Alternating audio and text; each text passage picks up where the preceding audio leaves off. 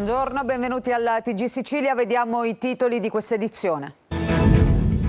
L'emergenza idrica in Sicilia colpisce il turismo e fioccano le disdette. Gli albergatori denunciano presenze calate in media del 25% nei mesi di luglio e agosto. La situazione più grave ad Agrigento. Torna l'emergenza rifiuti a Palermo, sabotati gli impianti della discarica di Bellolampo. Il presidente della RAP, ora problemi per lo smaltimento. Stromboli, Federalberghi e residenti contro la RAI per la messa in onda della fiction sulla protezione civile. Durante le riprese avvenute nel 2022 un grosso incendio devastò ettari di isola. Sentenza shock della Cassazione che annulla con rinvio l'ergastolo ad Antonio De Pace. L'uomo nel 2020 uccise la fidanzata Lorena 40 in piena pandemia strangolandola. Per i giudici della Suprema Corte non è stato considerato lo stress da Covid. Salviamo la bellezza dello Stretto di Messina, patrimonio dell'umanità. L'appello di Goletta Verde al termine di 1 a 3 giorni dedicata alla Sicilia e sull'imbarcazione viene esposto lo striscione No Ponte. Il regista premio Oscar Giuseppe Tornatore al Taormina Film Festival con la proiezione del documentario Diario di Guttuso, opera giovanile del 1982. Calcio, il Palermo batte 1-0 il Monza e ritrova il sorriso, decisivo il gol di Di Francesco. In rosanero arriva Blin dal Lecce, in Serie C il Catania cerca rinforzi in attacco, Ravasio della Lucchese nel mirino di Faggiano.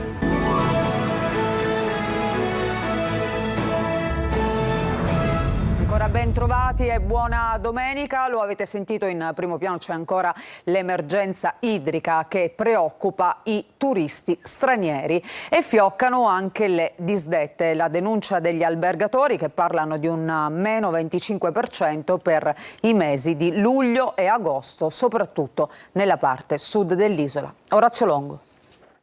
Ma lì da voi in hotel c'è l'acqua nelle docce? L'idea di un terzomondismo siciliano senza elettricità e senza acqua corrente fa breccia nelle domande di alcuni turisti stranieri che al momento di prenotare, senza ironia ma sinceramente preoccupati dalle notizie che compaiono non solo sulla stampa nazionale ma anche su quella d'Oltralpe e d'oltreoceano, sulla crisi idrica, sui blackout, sulla spazzatura agli aeroporti con la cenere, per non parlare della criminalità, chiedono se effettivamente sia garantita almeno l'acqua corrente negli hotel. A denunciare il fatto sono gli albergatori preoccupati dall'andamento delle prenotazioni. Assoturismo parla di un calo del 25% ad Agrigento, addirittura del 35% per il mese in corso e il prossimo. Ma se è vero che, come spiega l'associazione, le vasche di compenso negli hotel scongiurano i disservizi per i turisti, l'emergenza idrica nell'isola non è però solo letteratura, è un'amara realtà e neppure tanto nuova. Male incurato di vecchia data, da un lato addebitabile sia alla mancanza della materia prima, dall'altro alla cattiva gestione e alla vetustà delle reti. Attualmente razionamenti sono presenti a macchia di leopardo, con la parte meridionale dell'isola a soffrire di più, nell'Agrigentino con una riduzione del 25% della dotazione di acqua ai comuni forniti dall'acquedotto Favara di Burgio e una del 40% a quelli forniti dal sistema formato dagli acquedotti Fanaco, Voltano e Tre Sorgenti. A Sciacca una contrada è rimasta a secco per un guasto, mentre l'ANBI, l'associazione dei consorzi di bacino, fotografa un'Italia tagliata in due, col centro-sud in secca e il nord traboccante anche troppo. Ma passerà anche quest'altra estate. A Palermo sabotati gli impianti della discarica di Bellolampo, parla il presidente della RAP che dice ripercussioni adesso sullo smaltimento dei rifiuti ma non sulla raccolta, però torna l'emergenza rifiuti in città. Marco Gulla.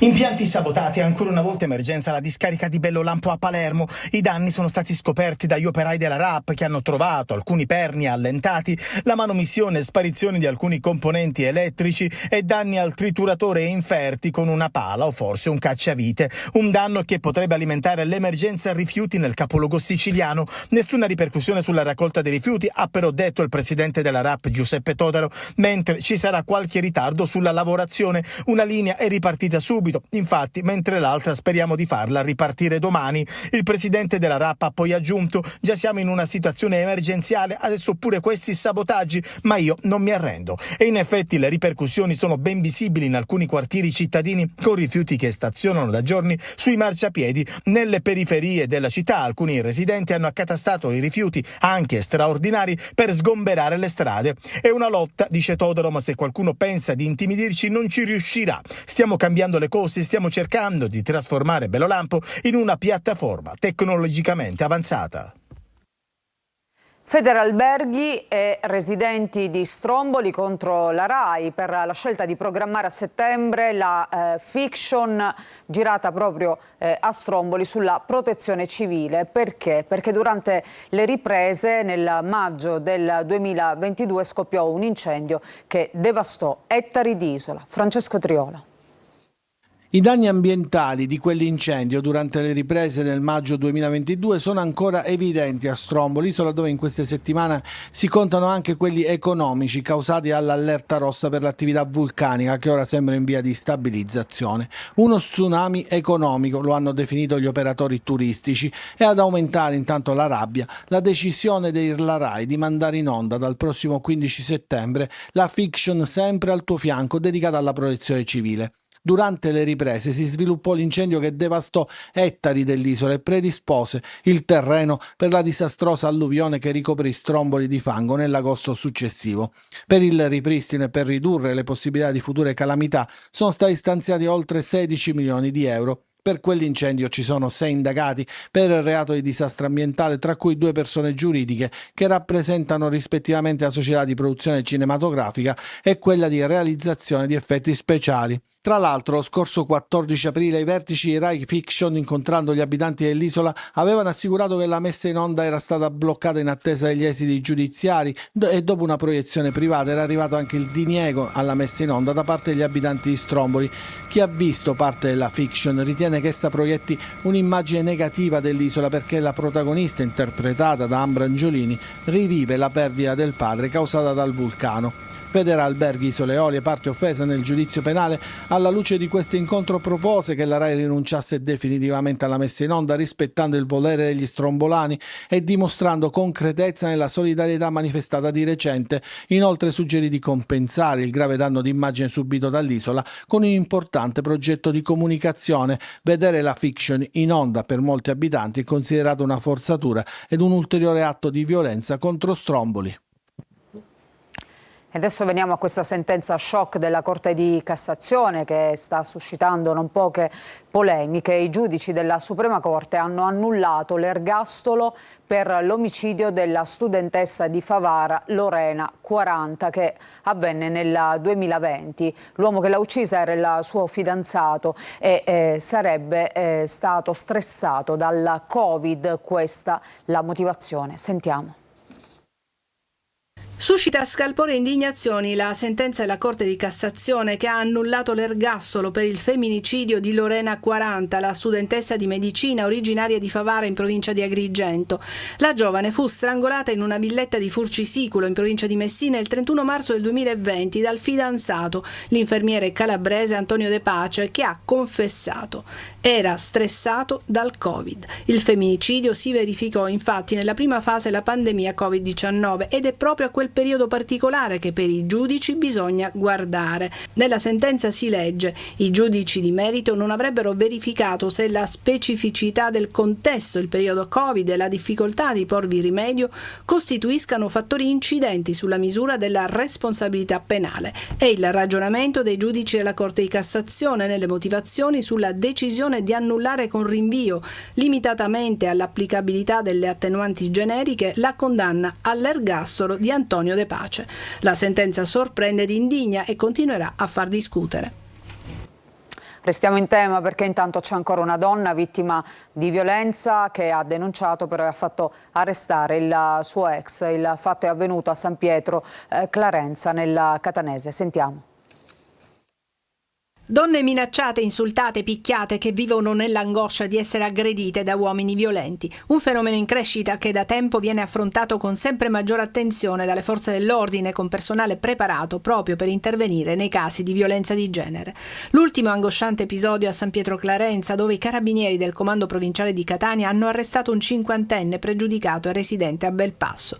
Ad allertare i militari la richiesta d'aiuto di una signora che si trovava in casa con 2 figli minorenni e il cui ex marito era riuscito a entrare rompendo a calci la porta. Apri, le aveva detto, che ti scanno, ti ammazzo, ti scippo la testa.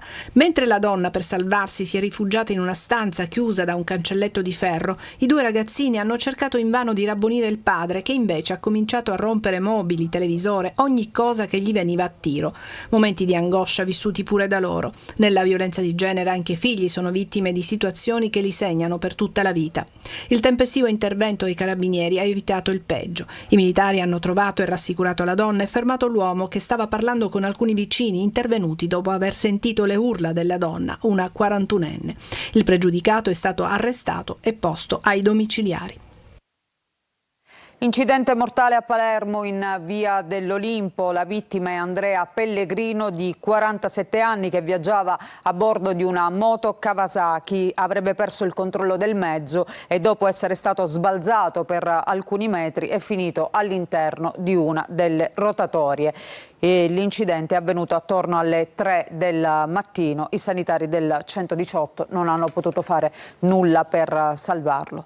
E ancora cronaca, i carabinieri hanno arrestato 2 giovani di 30 e 20 anni trovati in possesso di circa 50 grammi tra cocaina, hashish e marijuana nel quartiere Zen 2 di Palermo. I militari hanno notato un certo via vai nei pressi di una delle abitazioni tra le vie Marciano e Costante Girardengo e hanno bloccato i 2 giovani non appena hanno notato la vendita di una dose. I 2 hanno cercato di fuggire ma sono stati bloccati e trovati appunto con la droga. Palermo ha ricordato Boris Giuliano, il capo della squadra mobile ucciso dalla mafia il 21 luglio 1979 con 7 colpi di pistola alle spalle da un killer che una sentenza definitiva ha riconosciuto in Leoluca Bagarella, boss corleonese, cognato di Totò Riina, il capo dei capi.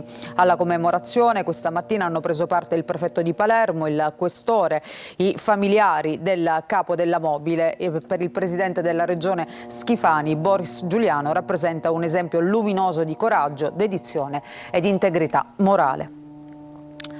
E adesso cambiamo argomento, ma parliamo proprio della regione siciliana, perché inizia domani la settimana che dovrebbe portare all'approvazione della manovrina di spesa della regione per usare il tesoretto da 160 milioni. Ma l'attenzione è focalizzata anche sul rimpasto in giunta che dovrebbe diventare effettivo con le nuove nomine proprio a partire da domani. Sentiamo Manlio Viola. Arriva la settimana del rimpasto. Da domani si aprono i giorni che porteranno con tutta probabilità alla Giunta Schifani 2.0. La linea di demarcazione è proprio la giornata di lunedì 22 luglio, ultimo giorno per Marco Falcone da deputato regionale e probabilmente anche da assessore all'economia, anche se il cambio al volo nel pieno del percorso di approvazione in aula della manovrina per l'uso del cosiddetto tesoretto da 160 milioni di euro non è proprio l'ideale per la maggioranza. I tempi però sono dettati da leggi e norme sulla scelta fra Sicilia ed Europa. Con l'addio di Falcone, che ormai ha iniziato il suo percorso a Bruxelles, a Sala d'Ercole sbarca l'ormai ex assessore comunale di Catania Salvo Tomarchio, primo dei non eletti nella lista di Forza Italia, che diventa dunque onorevole deputato ma non assessore.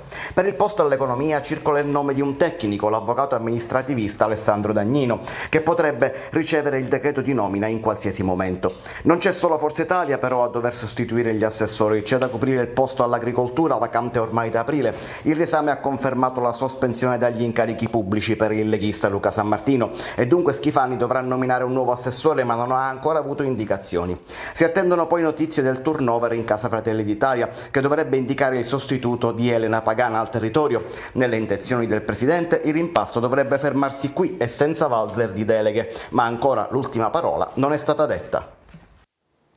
Si è conclusa a Messina il viaggio di Goletta Verde, l'iniziativa di Legambiente. Ha rilanciato l'appello per inserire l'area dello Stretto come patrimonio dell'umanità. E poi c'è ancora una volta un netto no al ponte. Sentiamo.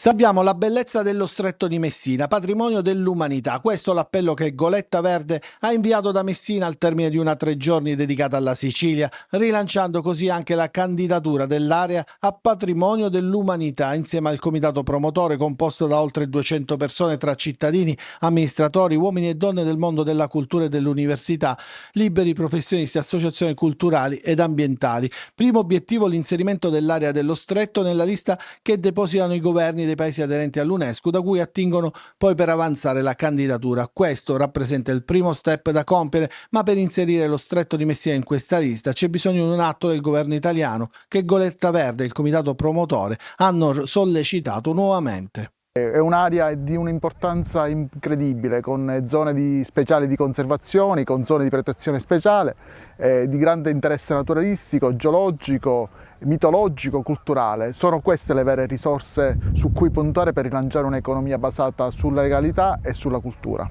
Forte e deciso anche il no al ponte sullo Stretto, tema su cui Goletta Verde è tornata esponendo sull'imbarcazione in navigazione lungo il tratto di costa tra Sicilia e Calabria lo striscione no ponte.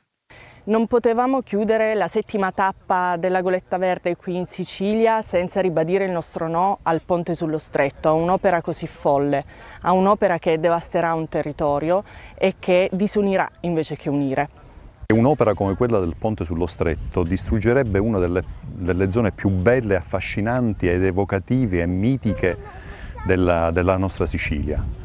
Lo Stretto di Messina, Scilla e Cariddi, Colapesce, la pesca del pesce spada, questo luogo racchiude e raccoglie tantissima bellezza. Ecco perché invece di fare il ponte noi pensiamo che questo luogo deve diventare patrimonio dell'umanità, riconosciuto dall'UNESCO. E adesso parliamo di uno dei piatti più amati in Italia, ma anche all'estero, perché sta facendo molto discutere il titolo di un articolo del New York Times che proclama l'America capitale della pizza di qualità. Noi siamo andati in giro per sentire cosa ne pensano i siciliani con Francesca Loi. Ma tu volevi la pizza, la pizza, la pizza. La pizza migliore del mondo è in America. Un'affermazione che sicuramente se eravate seduti vi avrà fatto fare un salto, ma non è nostra. A dirla è il New York Times, che qualche giorno fa ha definito gli States capitale della pizza di qualità. La pizza è nata in Italia, per cui non penso che sia adesso diventata l'America la capitale della pizza. La pizza è quella napoletana, quella siciliana, la nostra pizza. Si tratta di un articolo che cerca di fotografare la rinascita delle pizzerie negli USA, attività che soprattutto tra i giovani stanno riscuotendo un appeal sempre maggiore e che in un certo senso non sono più legate soltanto alla tradizione italiana, ma di tutto il contenuto dell'articolo. Quello che è rimasto più impresso agli italiani è il titolo. Hanno leggermente torto. Perché? Perché la pizza migliore sicuramente è in Italia. Siamo sempre noi i migliori, in assoluto. Lei cambierebbe la pizza italiana con quella americana? No. Completamente, non c'è paragone. Nonostante tutto, però, nessuno potrà mai cancellare le origini di Sua Maestà, la pizza. Nata a Napoli nel XVIII secolo, è simbolo di italianità nel mondo, un mix di colori e sapori a cui è difficile resistere. Facciamo una buona pizza, usiamo una farina buona e lievito madre, tutto naturale. E allora, signore e signori, questa è la pizza italiana. Buon appetito! Il regista Giuseppe Tornatore è stato ospite dell'ultima giornata del Taormina Film Festival con la proiezione di un documentario, Diario di Guttuso, un'opera giovanile del 1982. L'epoca della grande attività creativa, così la definisce Giuseppe Tornatore, l'epoca di Sciascia, Buttitta, Guttuso, il suo Renato Guttuso, quello del documentario che il regista di Nuovo Cinema Paradiso aveva realizzato nel 1982 e che è stato presentato a Taormina per la giornata conclusiva del Film Festival. Ma io non lo rivedevo da almeno 40 anni, per cui mi ha fatto un certo effetto. Intanto ci ho ritrovato tutti i difetti dovuti all'irruenza della passione giovanile quando fai le cose, ma quello che mi ha proprio colpito è proprio quel mondo lì, loro il grande privilegio che hanno avuto di vivere un clima che noi non conosciamo e forse non conosceremo mai. Il racconto di un personaggio, ma anche di un mondo completamente cambiato. Ecco, Tuso parlava del suo rapporto con Picasso come se fosse un suo parente, però questo rapporto di parentela era un rapporto appunto fertile, un'epoca in cui la tessitura, l'aver vissuto insieme un'epoca di attività creativa. Tu dirai, ma oggi questo non c'è, però è diverso. Per una breve pausa, ritorniamo tra poco con il calcio e con le ultime di calciomercato.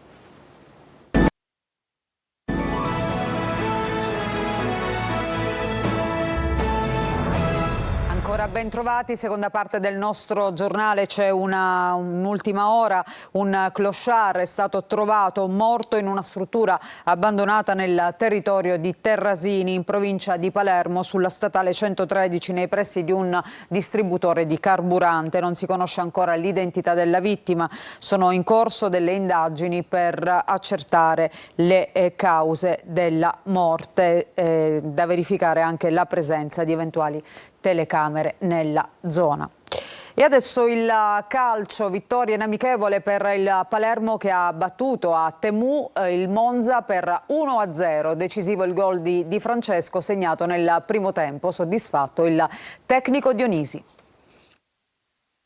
1-0 e passi in avanti. Il Palermo vince l'amichevole contro il Monza, formazione che parteciperà alla prossima Serie A e inizia a registrare notevoli progressi. Se la sconfitta contro i dilettanti svizzeri aveva creato qualche malumore, il successo contro la compagine di Nesta permette al Palermo di riprendere il cammino. Decisivo questo bel gol di Di Francesco, segnato nel primo tempo. Da prendere non solo il risultato ma anche la buona prestazione difensiva. 3 più sottotono invece Matteo Brunori, che non è mai riuscito a entrare in partita. Esordi anche per Nicolau ed Henry. Siamo un pochino più avanti perché abbiamo iniziato prima, infatti la partita precedente la squadra svizzera era più avanti di noi a livello di condizioni, questo in queste partite può fare la differenza. Ma la differenza è stata quello che abbiamo fatto in fase difensiva e di questo sono molto contento, fermo restando che è più facile quando giochi una squadra più forte, che rispetti, che conosci, e lo dovremo riportare nella prossima e in campionato, e allora sì che ci divertiremo. Mercato è fatta per il centrocampista Blin che arriva da Lecce. Il capitano giallorosso ha deciso di scendere di categoria e dire sì al club rosanero. Nei prossimi giorni l'ufficialità per il centrocampo piace anche Martegani del San Lorenzo. Difesa, De Santis non molla, Ferrari del Sassuolo. Il Catania invece prosegue la trattativa con Merola e sempre per l'attacco ha richiesto Ravasio alla Lucchese. Mercato fermo a Messina, Trapani su Tremolada. Sergio Colosi. Attacco e cessioni sono i temi attuali e futuri del Catania, che prosegue la trattativa con Davide Merola, conteso soprattutto dal Bari, dove l'esterno realizzerebbe il desiderio di giocare in Serie B. Lo stuzzica però anche il progetto Catania e l'offerta del club rossazzurro potrebbe vincere la concorrenza della società pugliese. Nessun passo in avanti per l'Escano, mentre nelle ultime ore è circolato il nome della punta Mario Ravasio, il cui cartellino è della Lucchese nell'ultima stagione, protagonista con il Sorrento di 12 reti in 38 gare, seguito anche dal Taranto. Faggiano lavora tanto sugli esuberi. In ritiro presenti 21 calciatori dell'anno scorso e almeno 12 dovrebbero lasciare il Catania. Ad alcuni proposta la soluzione della rescissione contrattuale. Curado verso Pescara, Taranto di nuovo su Welbeck. Il ritiro del Messina Zafferana Etnea inizierà martedì 23 sotto i peggiori auspici. Sciotto contestato ad oltranza, trattativa lontana dal concludersi e un paio di calciatori in organico. In arrivo alcuni under, il portiere Curtosi, il terzino Pistolesi, retrocesso con Fermana e Montegiorgio, e i centrocampisti Pedicillo e Anselmo. Il Trapani, che presto potrebbe abbracciare il terzino destro Manuel Ricciardi, cerca con insistenza il trequartista Luca Tremolada, in uscita dal Modena. Sarebbe il fiore all'occhiello di una buona campagna acquisti. E prima di chiudere c'è un'altra notizia dell'ultima ora appena battuta dalle agenzie. I carabinieri hanno portato in carcere un giovane di appena 18 anni che sarebbe coinvolto nell'omicidio preterintenzionale di Francesco Bacchi, morto lo scorso gennaio a 19 anni davanti alla discoteca Medusa a Balestrate in provincia di Palermo. Il giovane era stato portato in comunità, ma la sua posizione si è aggravata. I militari lo hanno quindi portato in carcere.